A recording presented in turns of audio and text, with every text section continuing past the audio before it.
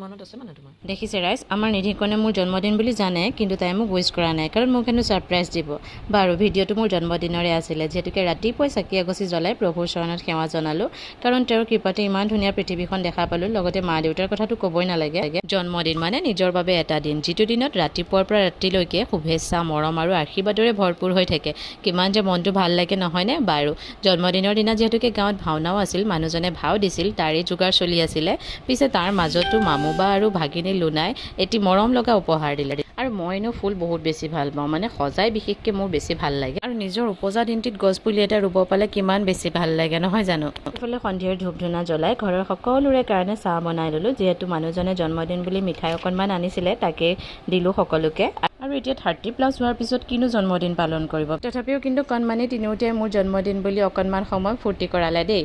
আৰু এইফালে মানুহজনক মেকআপ কৰা অকণমান চাই আহিলোঁ যিহেতুকে আমাৰ ঘৰৰ সন্মুখতে হৈছে আৰু এয়া খাই বৈ আজৰি হৈ আমি ভাওনালৈ আহিলোঁ আৰু আমাৰ নিধি মাইনা একদম আগত বহি ভাওনা চাই আছে দেই আৰু আমাৰ নিধি মাইনাই বহুত বেছি ভয় কৰিছিলে কিন্তু পিছলৈ ভয় ভাঙিলে দেউতাকৰ লগত ফটো উঠিলে আৰু যিহেতুকে টোপনি ক্ষতি আছিলে পাছদিনাখন আম টেঙাৰ জুতিটো ল'বই লাগিব নে কি কয় আৰু আজিলৈ পিছে আহিছোঁ দেই বাই বাই